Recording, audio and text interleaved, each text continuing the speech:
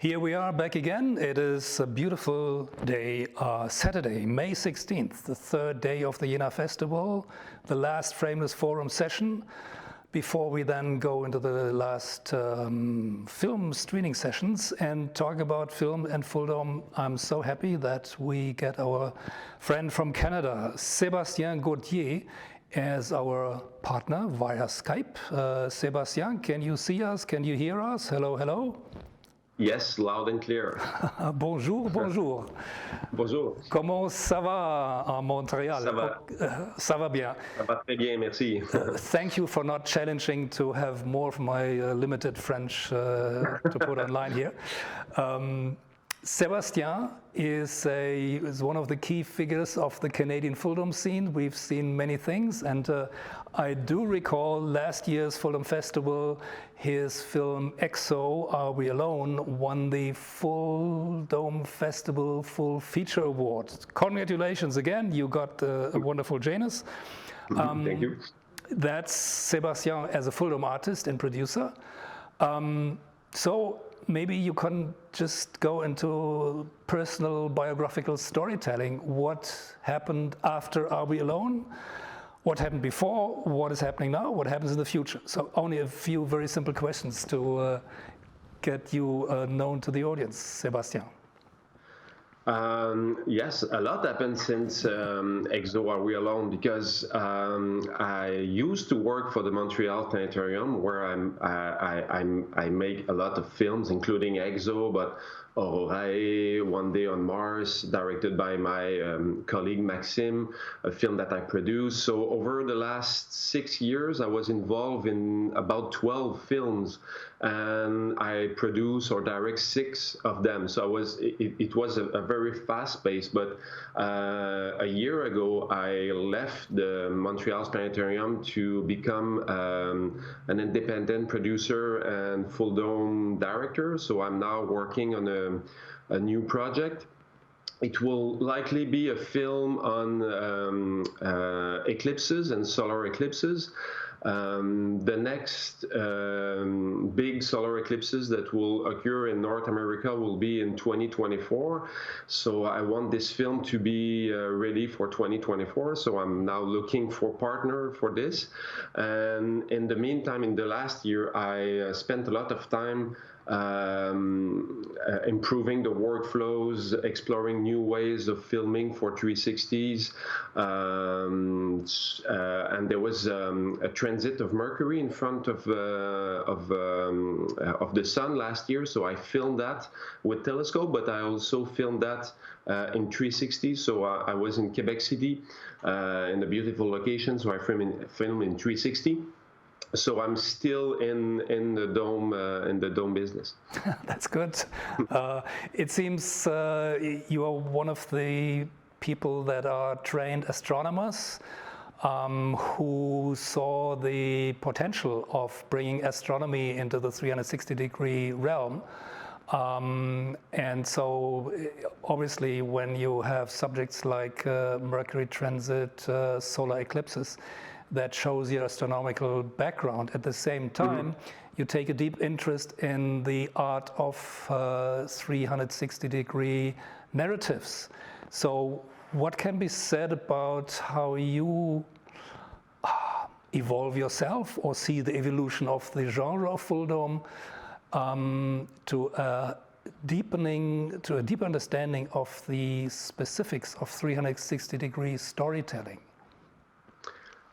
Yeah, so it's true that I have physics and astronomy formation training, but when I was a kid, I was very inspired by Carl Sagan, that you probably know. Everyone in the astronomy business will know this guy, but I was also inspired by Jacques Cousteau, which is a French documentarist. He traveled the world with his camera on his boat, diving with his team and showing us the wonders of the sea. And I was very inspired by that when I was a kid. So on one hand, I had Carl Sagan, which was talking about the universe, Jacques Cousteau that was talking about planet Earth. Later on, I was inspired by Hubert Reeves, a Canadian astronomer who did a lot in science communication as well, did some TV, wrote books and things like that. So when I grew up, I was inspired by those people, and I always wanted to, let's say, share the wonders of the universe. And for me, it was, even though I was a lot interested by science, what interested me the most was to tell stories and share stories about my feeling about the beauty of planet Earth, beauty of the sky, beauty of everything. And for me, understanding nature with science is one way of seeing the beauty of the universe. So when I was a teenager, I was very interested by photography. So at 16 years old, I bought my first professional photography kit. So I worked for a newspaper and sport teams in my little town north of Quebec, or north of Canada. And when I went to college, I took science classes, but I also took classes in cinema production. And at the time, I was, I don't know, 17 or 18 years old, and I realized that if I was to make 24 images per second, I will just die, because it was, I'll say, already so difficult for me to take single images as a photographer, because I was spending a lot of time in technology and traveling. And I said, okay, no, maybe cinema or moving pictures it's too much for me. But when I grew up, I realized again that moving pictures is a fantastic medium to share the wonders of the universe and nature, exactly like Carl Sagan did with his TV series Cosmos. And so I started to be involved in multimedia, work with museums and things like that. But in the back of my mind, the ultimate goal for science communication, for photography, for moving pictures, for sharing the beauty of the universe and planet Earth was the planetarium, the dome. So in 2009, for International Year of Astronomy, I got a contract from the city of Montreal to do my first FullDome show. And at the time, it was a slideshow. So there was maybe 100 slide projectors. So I was not working for the Montreal Planetarium at the time, but already at that time, I pushed the limit. I asked them to add more slide projectors, because for me, it was not immersive enough. And I was very pleased by the result. But again, because it was a slide projector, a slideshow, the frame rate was very, very low. And after 2009, I started to dream about doing live action in the dome. And I think this is my specialty now. So of course, there is a lot of CGI in my film when I'm in space or around Saturn or things like that. But I really, really like to do live action as much as possible. And for me, the dome is the perfect, well, it's not perfect, but it's one of the best medium to translate that the fact that I like nature and I want to share not only what I see but what I feel. And don't want to make a too long answer, but for me it's very important. If you are in a science museum, and as an example, it's important to have a precise description of the sky. Let's say if you're showing the sky, so having the stars at the right position, right brightness, right colors, and so on, because you are in a science museum. But a precise description of the sky or anything else must, according to me, include what you feel when you look at the sky. Because when I look at the sky at night, if I'm with my girlfriend, what amaze me, it's not the color of the stars or the location of the stars. It's the fact that it's dark, I'm in a quiet place, those stars are in the emptiness of space. I feel the unknown, I feel the adventure, I feel the beauty, and I'm not really alone, I'm with my girlfriend. So everything you feel when you are in nature is important to to translate also in the film.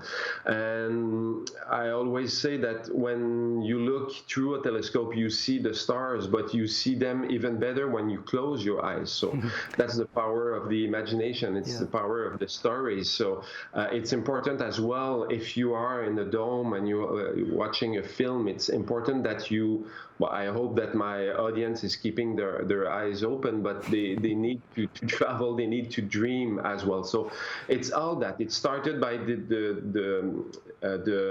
need to just document nature by taking pictures and so on. It transfer into a more elaborate storytelling process involving as much as possible all the aspect of the dome, the immersion, the sound, the images, storytelling, and everything. So, Sébastien, I think we can give the license to our audiences to listen to your voice while they have their eyes closed. I think that's perfectly all right. Dreamers can have quite an acute sense of awareness. And I thank you very much for kind of sharing with us your personal biography from amazement of a kid to amazement of a grown-up. And so I think the emphasis on emotion is as important as the precision of scientific description of the universe. And I think it also speaks to the fast-forward evolution of the genre of FullDome, that in 2009, as you mentioned, you were using a slide projector in the in the Montreal Planetarium, and only 10 years later, you win an award for best FullDome feature shows. So something must have happened in those 10 years, and now we've even got one year on top. So let me conclude, or ask you to conclude by saying, with this trajectory into the future, what's next? Where are we heading towards? Interesting. For me, I believe that, and that's kind of a bold statement, I must admit, but I believe that having pictures with a frame, moving pictures in a film or just pictures in the newspaper, that format will disappear and it will become vintage. I think that in the near future, watching a film or looking at a picture in a frame will be like looking at a black and white film or a quiet movie, a film without sound. So they will not disappear, but it will be vintage. And I think that the future is frameless photography, and probably that the device, the camera itself, based on camera obscura, the camera with a pinhole, that device will disappear. And I believe that in the future, images will be reconstructed by photogrammetry, and the frame will disappear and the point of view of the camera will disappear as well. And I don't believe that the VR glasses is the way of the future to experience that. I think the limitation for now, it's a device to experience the frameless environment. And the dome is very, in a way, convenient for that, because you are in a theater and you are surrounded by reality. You have no device with you, but of course the dome is not a convenient medium when you're traveling and if you're outside of the theater. So somehow I believe the future is immersive, it's frameless, and I believe that people will experience in their day-to-day life some sort of technology that will allow them to see images without a frame. And when they will go to the equivalent of a movie theater, they will probably go in a dome or in a very immersive theater. So this is not for tomorrow. It's not in 10 years, but maybe in 20 or something in the near. We hope we can live long enough to experience this, and I thank you very much for making a bold statement. Of course, that's very apt. In the section that is called Frameless Forum, that's exactly our invitation to people to think, to rethink, to be bold in mapping out the story of where this story is going to. And so I thank you very much. I think as you talked, not only me, but many other people also already experienced the sensation of being in these frameless environments, being exposed to frameless stories, being exposed to the surround media, as the Dome is our best current site and venue to experience this. And so we hope that next year or in 2 years, we can see and watch more of your creations in devices, in venues that haven't been invented yet, but will surely be invented with the energy that you put behind it. Yeah, but I will concentrate on the Dome for the time being. Okay, yes, that's good. Good. Thank you for your passion, Sébastien. Say hi to Canada and have a good time in Montreal. And hello to Germany and everywhere in the world. And I as anyone else, I guess I wanted to be there with you, but it will be for the next time. Okay, next time. À la prochaine. Au revoir, and see you in the home that the Dome is always for us. Okay, bye. Right. Au revoir. Au revoir.